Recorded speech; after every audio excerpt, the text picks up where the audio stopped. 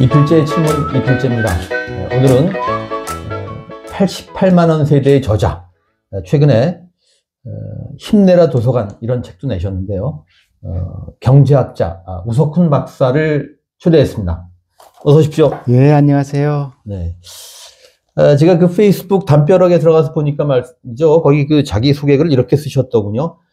돈만 있으면 한국이 제일 살기 좋아.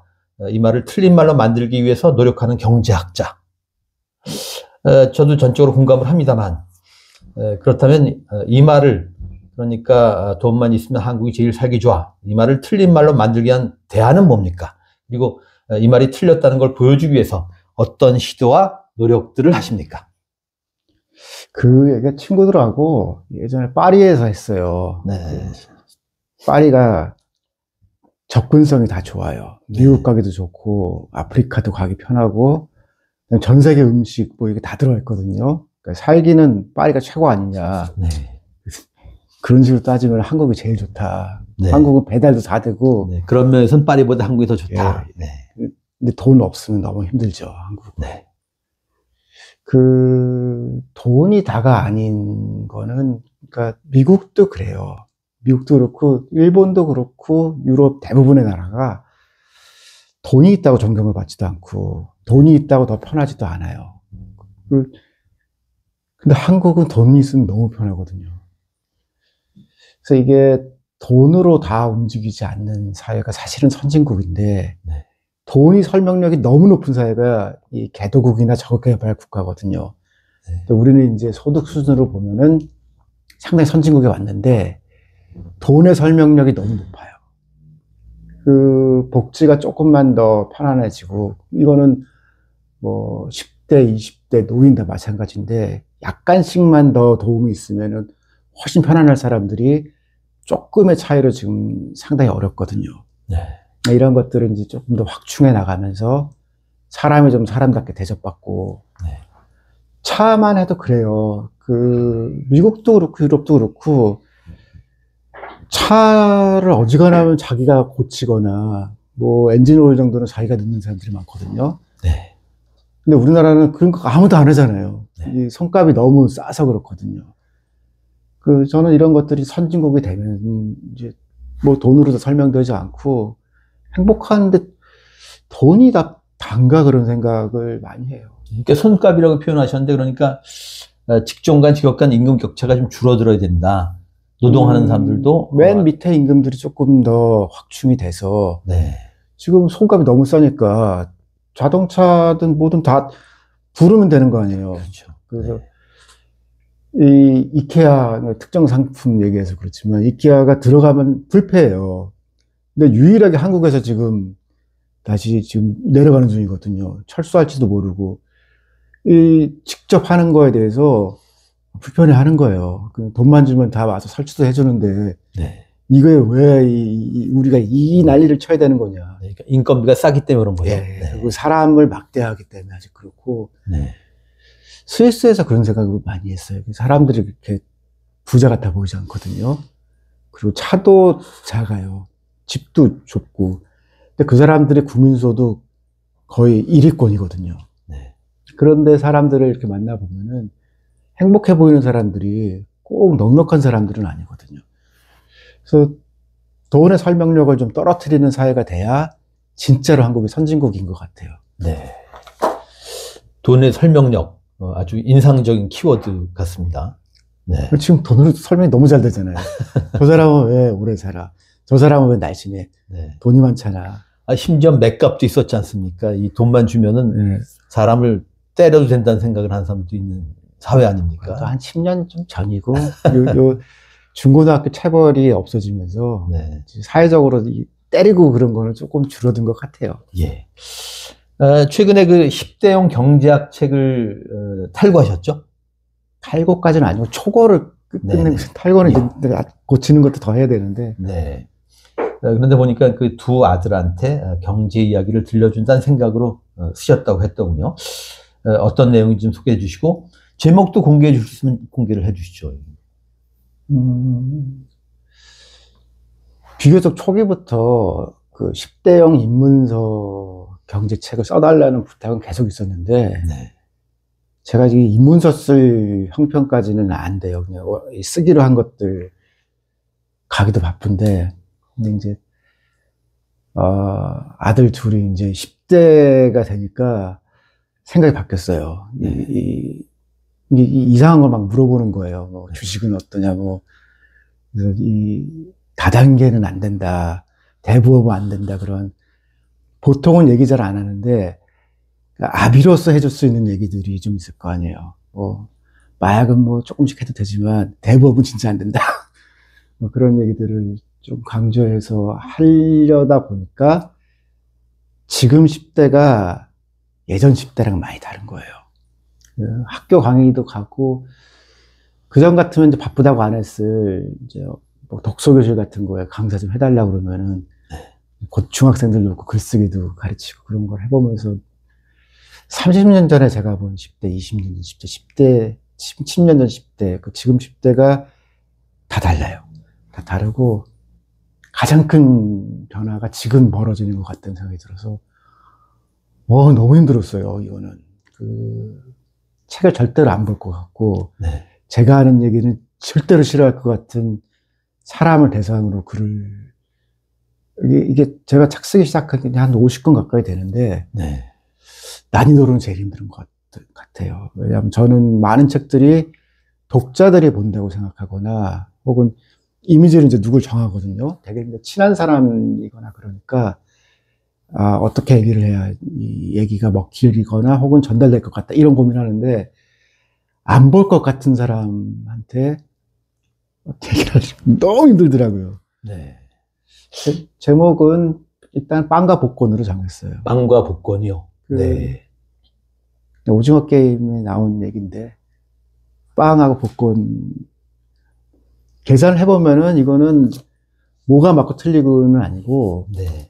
빵을 선택하는 사람이 있고 복권을 선택하는 사람이 있잖아요. 네. 이거는 스타일인데 대체적으로 가난한 사람일수록 복권을 선택하죠. 네. 그리고 어렵고 마음이 힘들 때는 복권을 선택하고 오히려 넉넉한 사람일수록 바로 빵을 먹자.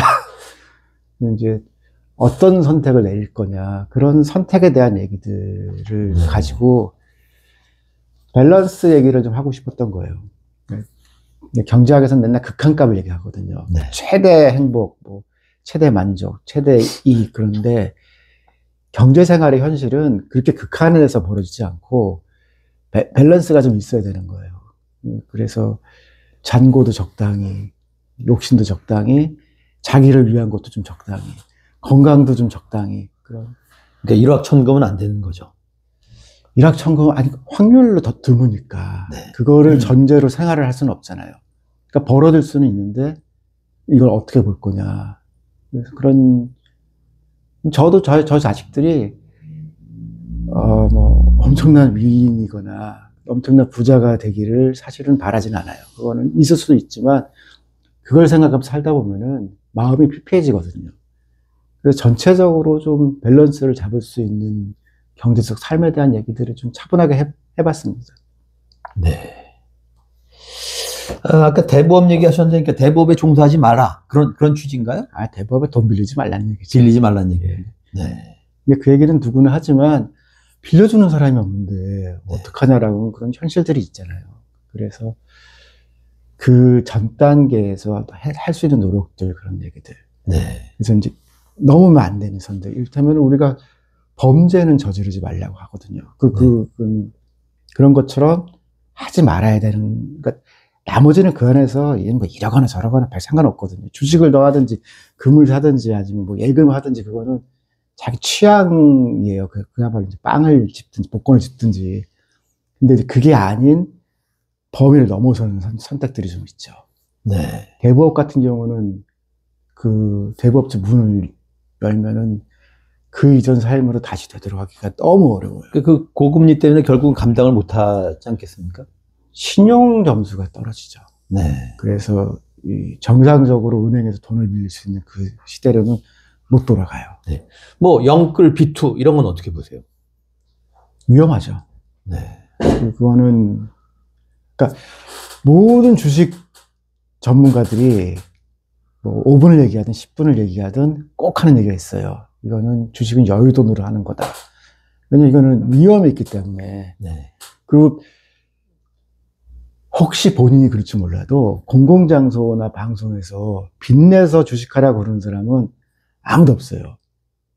그래서 이제 파생상품이나 혹은 이제 선물 거래, 특히 자원 선물 거래에서는 레버리지라고 부르는 것들이 제도화되어 있어요. 그래서 그런 데서는 원래 빌려서 하면서 위기 관리하는 건데 이거는 개인이 할 수 있는 건 아니에요.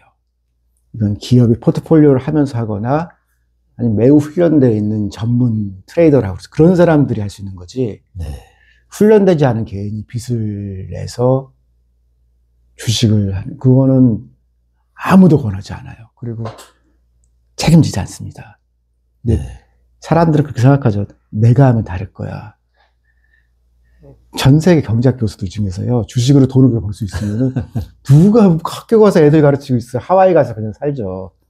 주식에서 이렇게 방송에서 나와서 얘기하시는 분들도 그런 생각이 많이 들었어요. 저도 이제 같이 방송하다 보면은 네. 이렇게 힘든데. 아니 그래서 여쭤보는데 우 박사님도 투자를 좀 하십니까? 아, 저는 아주 전에 꽤 큰 돈을 해봤는데요. 네. 내 인생의 주식은 나한테 안 맞는 꽤 큰 아픔을 남기고, 근데 그게 또 공교롭게 2008년도 글로벌 금융위기 있던 그해 봄에 망한 주식은 다 정리를 했어요. 아, 집 한 채 돈이 이제 차 한 채가 됐구나. 그래서 차를 한 대 샀는데 사람들이 또 귀신이라 그런 거예요. 전혀 아닌데 그 해가 가을에 이제 글로벌 금융위기 오면서 전 세계 많은 사람들이 주식으로 돈을 많이 잃었죠. 네. 그나마 그 전에 뺐으니까 차라도 한 대 건졌는데, 아, 그 후로는 주식은 잘 안 하고 금은 사고 싶은 생각이 몇 번 들 때가 있었어요. 근데 약간 양심 같은 거였어요. 이제 이 주식도 사실은 저도 고급 정보를 접하니까 살려면은 사서 돈을 벌 수는 있는데 이제 그렇게 안 하는 게 좋을 것 같더라고요. 네. 그래서 그냥 저는 노동소득으로 살아갑니다. 그러게요. 뭐 저도 뭐 그렇습니다만 저는 지금 우 박사님보다는 조금 더 몇 살 위입니다만은 저는 아직 근로소득이 그래도 가장 뭐랄까요, 건전하다고 할까, 하여튼 뭐 정직하다고 할까 그런 소득 아닐까 그런 생각이 아직도 듭니다. 그렇게 얘기하면 이제 웃을 텐데 네. 방어로 보면은 네. 그 돈을 잘 방어하는 것도 어려워요. 네. 제 주머니에서 돈 잘 안 나가요. 예. 요즘 그 초등학생도 극우 유튜브를 본다면서요? 요즘 그 젊은 세대의 극우화에 대해서 어떻게 보시는지 좀 말씀을 듣고 싶고, 사실 전 사회적으로도 그 지난 봄에 한국 리서치 조사, 한국 사회 극우의 현주소, 이 조사에 따르면은 이 극우 성향으로 분류된 사람이 전체 응답자의 약 21%에 이르더라고요. 이 극우화 문제는 어떻게 보시나요? 이건 세계적으로 OECD 국가들은 사실 다 겪는 문제일 것 같아요. 근데 이게 처음 시작된 거는 90년대 초반이었거든요. 그리고, 그러니까 냉전 시대에는 사회주의 국가가 있으니까 거기랑 싸우기 위해서 자본주의 국가들끼리 좀 호혜적으로 했어요. 근데 미국도 좀 무역 조건도 좀 좋게 해주고, 일부러 돈도 주고, 뭐 원조도 주고, 이렇게 왔는데, 동구가 무너지고 나니까 적이 사라진 거 아니에요. 네. 그러면서 이제 동구권에 있는 노동자들이 유럽으로 대거 밀려 들어오고, 당장 노동시장에서 청년들이 이제 그 충돌하면서 외국인 혐오 같은 게 생겼죠. 이게 이제 세계화가 30년 지나가면서 그래도 이제 어떻게 좀 해보자라고 하는 보편주의가 유행을 했었는데, 최근 트럼프와 함께 이제 세계화도 국면이 바뀌었죠, 이제. 네. WTO 얘기하면 그게 언제적 WTO예요? 그러다 보니까 이제 자국주의가 강해지거든요. 우리나라가 강해지고, 이거는 뭐 유럽, 미국, 일본도 다 벌어지는 일이고, 한국도 마찬가지인데, 기존의 극우화는 대개 이제 노인들이 주도를 했어요. 네. 최근에 극우화는 20대들이 주도를 하거든요. 근데 이 출발은 10대예요. 10대인데 10대들은 이 여론조사가 어렵거든요. 할 수도 없고 본인 동의를 해도 수업 시간에는 못하고 그러니까 공이 10대에 대한 자료가 없어요. 이 사람들이 어떤지 잘 모르겠다. 한국 같은 경우는 굉장히 높을 것 같아요. 그리고 제가 파악한 거로는 남학생의 경우는 50%가 넘을 거고, 네. 여학생들은 원래 이제 10대 국어화가 이제 이 젠더 이슈로 시작됐거든, 한국은. 그래서 남녀 갈등으로 남성들이 먼저 이제 혐오 정치로 들어갔는데, 여성들은 상대적으로 그럼 뭐, 민주당 쪽 지지하는 거 아니냐. 그렇게까지 왔는데, 여기에 혐중이 새로운 유행으로 들어왔어요. 그래서 중국 혐오로는 이거는 젠더 없이 그렇군요. 남녀 공이 이제 그걸 타고 극으로 넘어 들어가죠. 근데 우리가 가난하던 시절에는 뭐 극일 그런 것들을 극우라고 부르진 않았거든요. 네. 민족주의가 이제 이 동전 한 면으로 이제 비슷비슷할 수도 있는데, 근데 우리 선진국이 되고 나니까 지금부터의 혐오는 흔히 말하는 뭐 인종주의의 정의에 딱 들어맞죠. 남학생 같은 경우는 한 5학년, 6학년쯤 시작되는 것 같아요. 처음에는 김정은 놀이를 하거든요. 김정은 욕을 막 하다가 김정은이 이제 이 중국으로 넘어가요. 그러면서 이제 지금 중2, 중3 정도 되면은 이재명의 한국은 차이나타운이다 하면서 이제 대통령과 여당 그리고 중국에 대해서 이 우호적인 외교를 하는 거에 대해서 상당히 불만이 많죠. 근데 더 심해질 거예요, 이거는. 네. 그러니까 그런 혐중의 그 일종의 흐름에 말하자면 극우 세력의 그 의도적인 어떤 뭐랄까 노력, 공작 그런 건 아닌가요? 극우가 그렇게 잘해서 했으면 벌써 집권했죠. 근데 뭐 그렇게 기획하거나 그런 건 아닌 것 같고. 네. 그러니까 선진국이 되면서 이제 못 사는 나라란 경쟁하는 국가에 대한 라이벌 같은 게 생기거든요. 그러니까 뭐 유튜브 때문에 그런 것 같지는 않아요. 그러니까 그렇게 바뀔 만한 사회적 에너지가 있는데 마지막 종단이 이제 유튜브였을 뿐이지. 유튜브가 요인 같은 건가요? 예, 유튜브가 없었으면 TV가 그 역할을 했을 거고 아니면 뭐 잡지가 그 역할을 했을 수 있는데 지금 이 시대엔 유튜브가 맨 앞에 있으니까 그렇게 된 거예요. 예를 들면 70년대 어떤 사회적 흐름이 생기면은 TV 때문에 그렇다고 막 그랬거든요. 일단 뭐 자유부인 소설 이런 거 막 유행하고 그럴 때 젊은 여성들이 지금 너무 불륜이 많다 그러면서 TV 얘기를 하거든요. 그 TV 때문에 그런 건 아니고 여성 소득이 증가하면서 선택 방식이 바뀐 건데 TV가 맨 앞에 있으니까 TV 때문이다 그런 것처럼 유튜브 때문이라고 유튜브 치우면 그럼 이런 일이 안 벌어질 거냐. 똑같이 벌어질 거라 이거죠. 네. 많은 책을 쓰셨지만 아까 한 50여 권 썼다고 하셨나요? 그러나 그 우석훈 하면 아직도 2007년에 출간하신 88만 원 세대를 떠올리는 사람들이 많습니다. 그래서 여쭤보는데 88만 원 세대의 그 후에 대해서도 추적을 하십니까? 30대, 40대 계속 보고 있는데 제가 연속해서 보는 거는 10대 문제를 제일 열심히 봐요. 그런데 88만 원 세대도 원래 10대 연구를 하다가 제가 관찰하던 10대들이 20대가 됐는데 이건 좀 다른데 라고 생각하면서 쓰게 된 거고 지금 이제 30, 40대들 저는 그러니까 연령에 따른 그런 변화 같은 것들을 주기적으로 보는데 아마 그 세대가 좀 진보적인 마지막 세대였을 것 같아요. 그 뒤로 넘어가면은 이제 좀 중도, 보수, 극우 이렇게 갈리긴 하는데 어떻게 보면은 6.8 운동으로부터 시작된 큰 한 흐름의 마지막 흐름이 그 88만 원 세대까지였던 것 같고 6.8의 힘이 끝나니까 이제 반대 6.8 같은 게 지금 시작된 그러니까 60년짜리 그런 긴 사이클에 다시 들어간 거 아니냐 그런 생각들을 좀 하고 있어요. 네.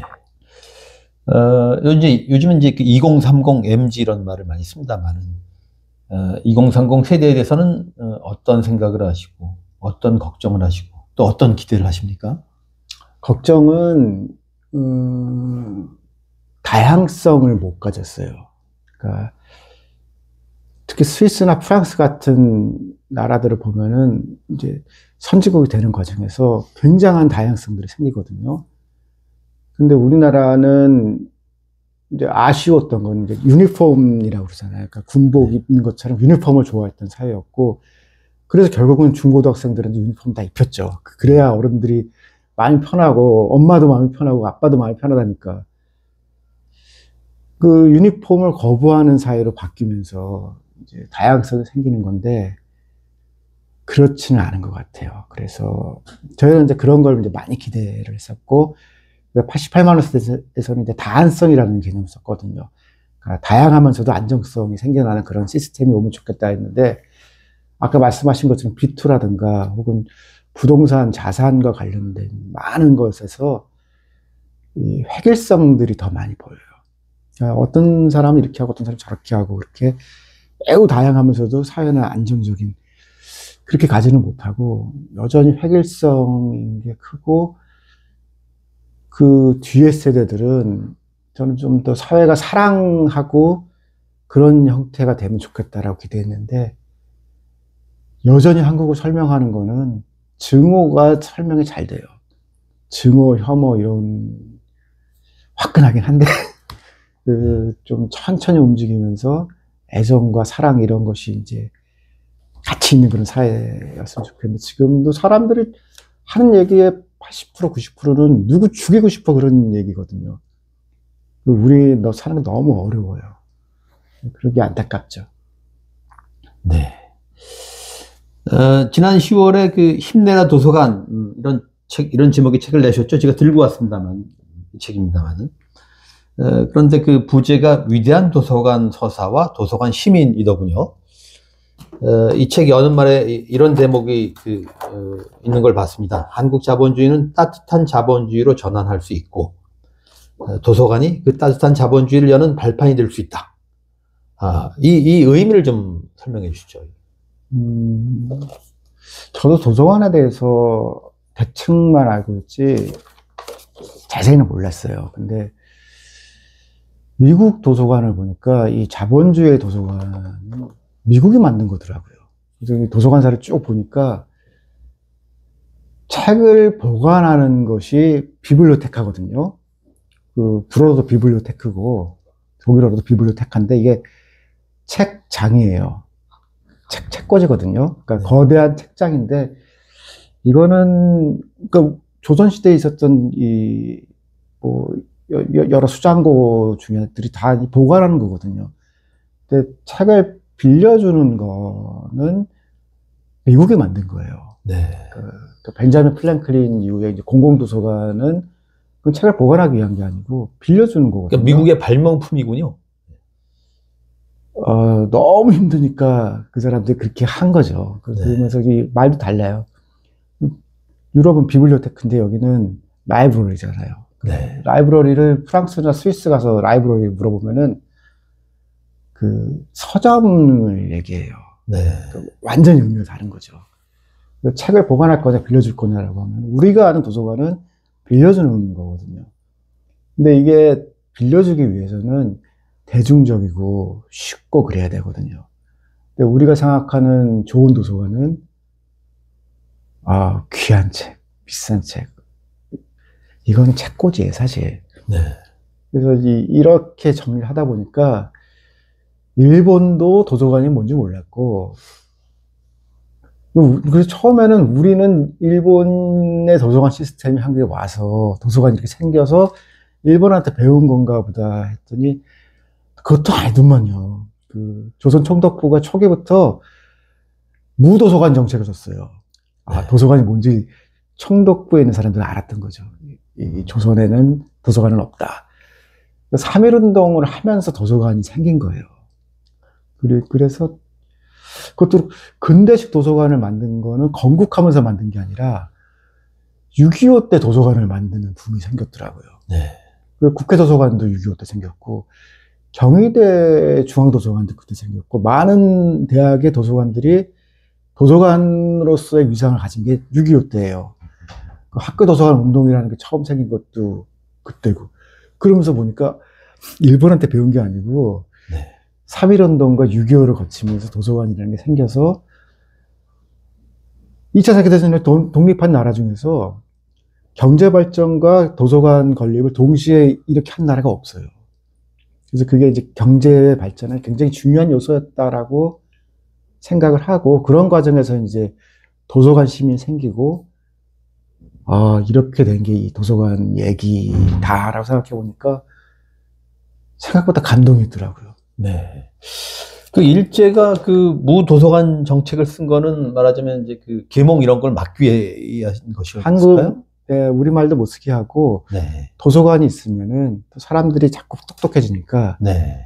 알았던 거죠, 일본도 그거는. 그러니까 도서관이 역할 같은 것들을 뭐 체계적으로 막 이해는 못했어도 한국엔 안 돼.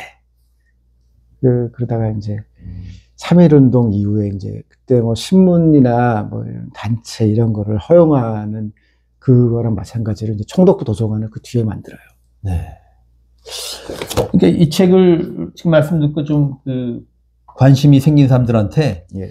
조금 마케팅적으로 조금 소개를 좀 해주시죠. 어떤 분들한테 권하시겠습니까? 어떤 분들이 보면 좋을까요?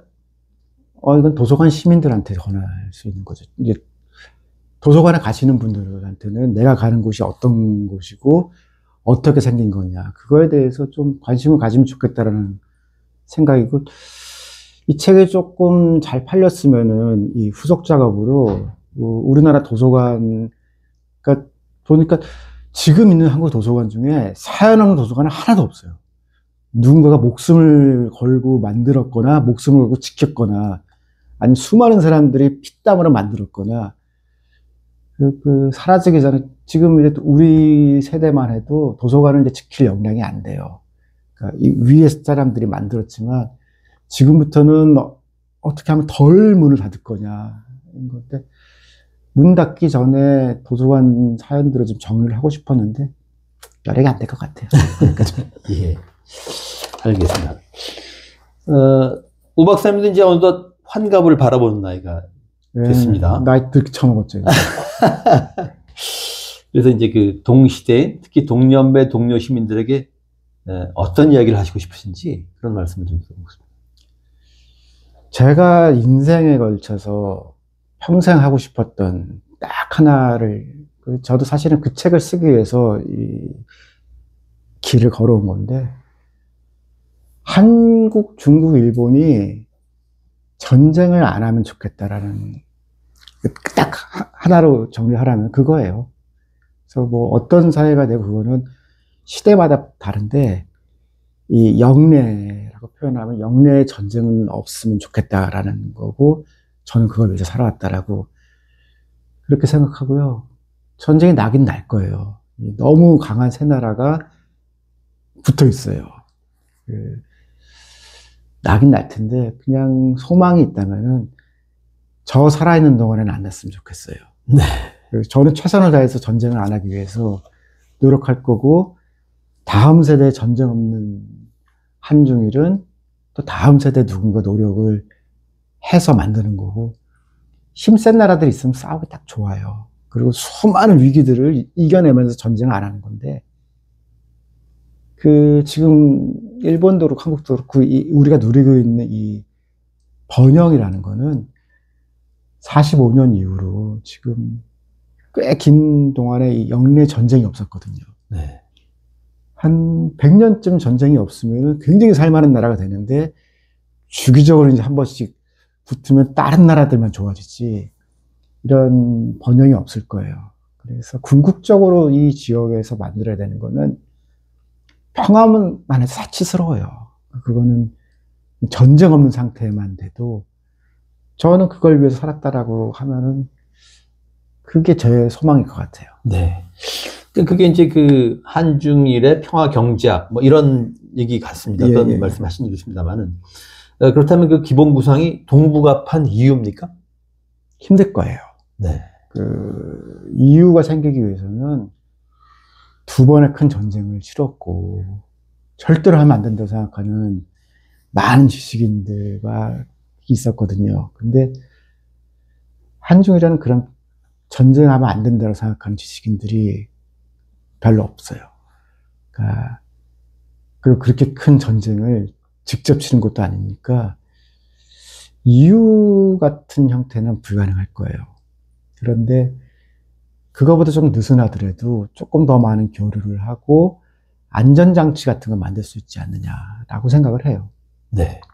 근데 사실 우리는 그 동북아에서 벌일 전쟁도 물론 이제 걱정입니다만 당장 남북 관계 경색, 심지어 뭐 그 가끔 왜 무슨 북진 뭐 북침 이런 얘기도 뭐 하지 않습니까? 생각보다 저는 북한에 대해서는 별일 없을 거라고 봐요. 네. 지금은 뭘 하기에는 너무 상대가 커져서 그냥 둬도 괜찮을 것 같아요. 그리고 아쉬운 거는 이제 조금씩 교류를 하면서 왕래도 하고 그럴 정도로는 우리가 덩치도 이미 충분히 커졌고 제어할 수 있는데 그렇게 지금 못 넘어가는 거는 아쉽지만 이것 때문에 주식이 떨어진다거나 경제가 안 된다거나 그러지는 않을 것 같아요. 네. 그러니까 덩치를 표현하셨습니다만 그러니까 격차 굉장히 많이 벌어졌다 그런 말씀. 예, 이제 뭐 네. 영향을 받지 않은 거고 또 제가 그냥 이 영내에 대한 얘기 중에 제일 재밌게 들은 거는 미국 군인들이 제일 가고 싶어 하는 데가 한국이라는 거예요. 네.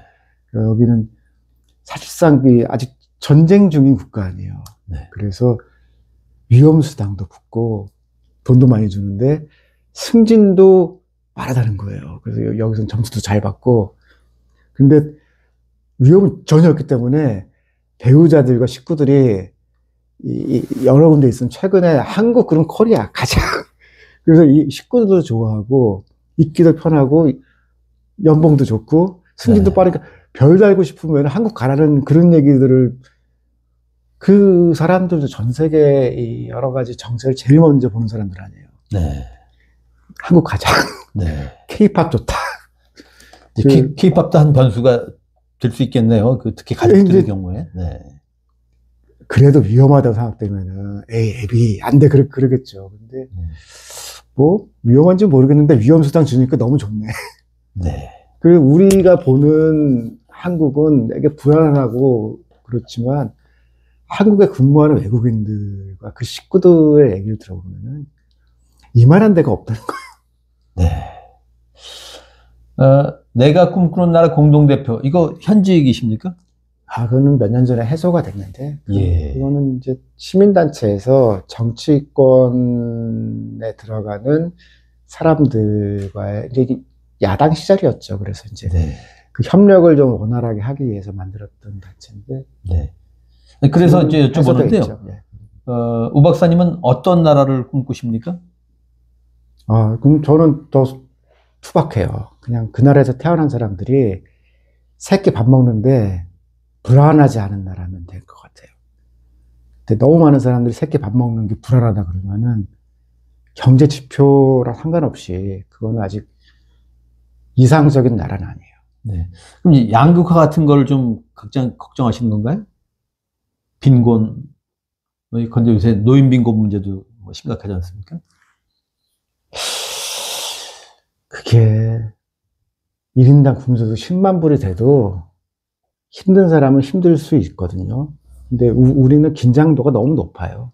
그래서 이거 양극화로 얘기하기에도 잘 안 맞고 격차만으로 설명하기에도 시스템의 불안정성이 학생은 학생들이 힘들고 직장인은 직장인들이 힘들고 비정규직이면 돌아버리겠고 그런 다원화되어 있는 위기 사회니까 이 긴장도를 좀 완화시켜야 될 것 같아요. 근데 이게 단순히 그러니까 아까 말씀한 양극화나 격차 문제는 소득의 일부분을 조정하면 되는 거잖아요.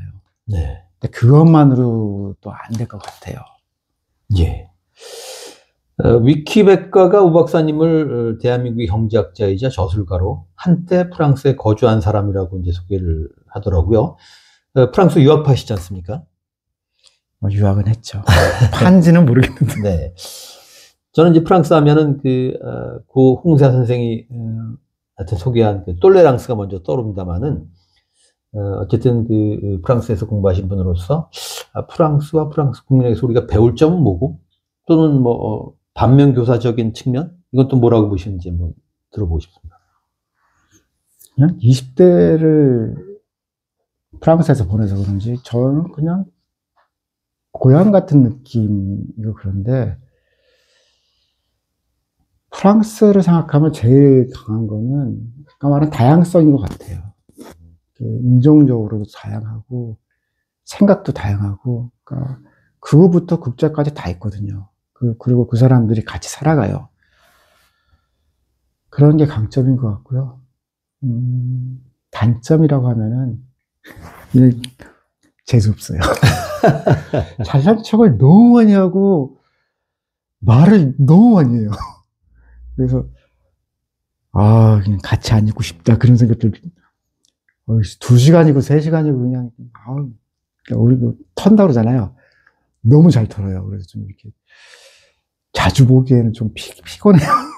그래서 잘난 척도 너무 많이 하고 약간 이 미국이나 그런 사람들이 느끼는 프랑스의 좀 독특함이라고 하는 게 좀 좋게 얘기하면 우아함이고 우리식으로 얘기하면 그냥 재수 없는 거거든요. 네. 좀 재수가 없어요. 네. 자, 이게 준비한 마지막 질문인데요.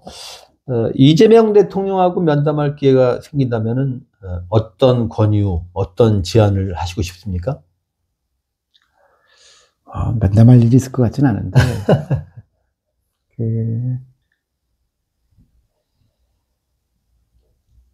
영웅다운 모습을 조금 보였으면 좋겠다라고 생각을 해요.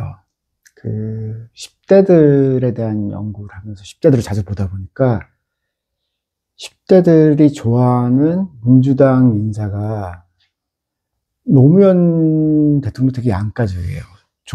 능력 있고 좋아하는 학생들도 있지만 대부분은 이제 부엉이 바위 하면서 이 놀림의 대상이거든요. 노무현 대통령, 문재인 대통령 다 이미지가 안 좋아요, 10대들한테. 근데 국민 전체를 해보면은 노무현 대통령 굉장히 좋게 나올 거예요. 그렇지만 10대들한테는 그렇지 않거든요. 그래서 없어요.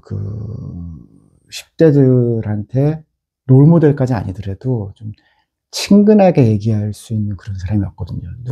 누구 이런 점은 괜찮지 않냐. 그런 거를 조금 염두에 두면서 홍보를 많이 하고 막 그러라고 그러는 건 아니지만 본인 스스로 어떻게 보일지 그런 이미지에 대해서도 그러다 보면 말하는 것 이런 걸 좀 더 신경 써서 어쨌든 한국의 10대들에게 본인이 어떻게 보였으면 좋겠다라는 생각들을 조금 적절히 하면 좋을 것 같아요. 네. 경제학자로서 경제 정책을 비롯해서 정책에 대한 평가는 어떻게 하십니까? 80점은 되는 것 같아요. 80점이요. 근데 이제 세부적으로 들어가면은 항목별 빵점들이 좀 있어요. 어떤 것들입니까? 전쟁 날 거라서 에너지 쪽은 좋은 점수 주기 어렵고 농업에 대해서는 뭐가 없어요. 못할 것 같고 교육에 대해서는 이거는 점수를 치면 거의 빵점 나올 것 같아요. 교육 관련된 단체 활동들을 좀 해서 많이 물어보는데 공약이 사실상 없어요. 없고 이재명 캠프에서 교육과 관련돼서 조언해주는 사람도 별로 없고 그러니까 이상하게 없어요. 그래서 교육은 백지거든요. 근데 지금 어쨌든 개혁의 1번 대상이고 변화가 필요한 데인데 굉장히 약해요. 그래서 아마 사람들이 젊은 사람들이 체감할 수 있는 이런 쪽에는 정책이 좀 너무 부족해요. 그래서 실제 거시 경제적 성과보다 이미지가 더 나쁠 거예요. 그런 거는 조금 신경을 써야 된다고 생각해요. 네. 저는 정권 재창출까지 돼야, 그래야 성공한 정부라고 생각을 하는데, 이건 너무 이른 감이 있습니다만은, 이재명 정부가 지금 추세라면은 정권 재창출도 가능할 거로 보시나요? 국민의힘이 너무 못해요. 너무 못해요. 네. 그리고 너무 극우로 가요. 그러니까 이 선거나 이런 거는 그냥 수학적 법칙이에요. 이 가운데 수렴을 해야 더 점수 높아지게 돼 있거든요. 이 한쪽 극한으로 가는 거는 그건 시민단체 전략이지. 그러니까 가치 지향에 운동하는 사람들이 쓰는 전략이고, 집권할 때는 그거는 누구나 수렴점이 높은 가운데 타겟을 갖게 되는 거거든요. 그건 이념하고 상관도 없어요. 그거는 수학적인 계산으로 굉장히 금방 나올 수 있는 건데, 너무 극으로 가요. 그래서 그럼 이제 유럽 같으면은 이제 이를테면 드골을 지지하는 드골 쪽 정통 보수와 극우가 분화가 돼서 각 다른 정당이거든요. 근데 우리는 그 분화도 안 돼 있잖아요. 네. 근데 저는 이 민주당이 어떻게 잘하냐 하나지만 국민의힘이 어떻게 덜 못하는데 너무 못해요. 그래서 뭐 저도 제가 뭐 예상할 수 있는 그런 처지는 아니지만 아무리 이 10대, 20대 극우가 늘어난다고 하더라도 인구 구조상 그렇게는 절대로 집권이 안 되거든요. 네. 그래서 그야말로 힘내라 국민의힘이죠. 예. 아까 에너지 얘기 얼핏 하셨습니다만 이 기후위기 대응은 이재명 정부가 제대로 하는 겁니까? 총론은 100점, 강론은 빵점. 네. 아, 더 흥미로운데요? 어떻게 총론이 100점인데 강론이 빵점이 될 수 있죠? 잘해야 되고 네. 강하게 해야 된다. 그래서 부처를 새로 만들 정도로 100점. 네. 전원을 꺼먹으면 안 된다. 근데 꺼먹게 생겼어요, 지금. 네. 전기 안정성을 비롯해서 기본적인 것들을, 그러니까 이건 부처가 움직이면서 그런 것도 있고, 조율되지 않은 각 정치인들의 주문과 지역별 수요, 뭐 이런 것들을 지금 그나마 산업부 살 때는 어떻게 해서 이 봉합을 했었던 건데, 이 봉합이 터져서 문제가 생길 수 있어서. 근데 전기 꺼먹으면 큰일 나잖아요. 몇 년 됐죠. 겨울에 에너지 가격이 비싸가지고서 막 가스 있냐, 뭐 전 세계 국가 우크라이나 전쟁으로 그런 위기에 대해서 우리가 준비하고 있느냐라고 하면은 확실히 맞다고 하기가 어렵고, 그다음에 기술적인 선택에 대해서도 좀 맞게 했느냐라고 할 때 이거는 빵점인데 그런 생각이 드는 것들이 좀 있어요. 네. 그래서 총론에 있는 좋은 점수를 강론까지 다 가기는 어렵고, 어떤 건 진짜 머리띠 말고 내가 나가서 막고 싶더라니까요. 하나만 막는다면 뭘 막으시고 싶습니까? 히트펌프는 안 맞아요, 한국에. 근데 이게 되게 기술적인 것들이라서 좀 한국 사정에 안 맞는 그런 기술들을 그런 것도 있고요. 근데 제일 큰 거 어쨌든 5년 내내 전기 꺼먹으면 안 되는데 지금 같아서는 위기를 느끼는 엔지니어들이 많아요. 이거는 그쪽 라인들은 좀 정비를 좀 하고 이 체크를 잘 해야 될 것 같아요. 네. 알겠습니다. 이 필자의 질문, 오늘은 50여 권의 책을 내신 경제학자 우석훈 박사를 만났습니다. 고맙습니다. 네, 수고하셨습니다.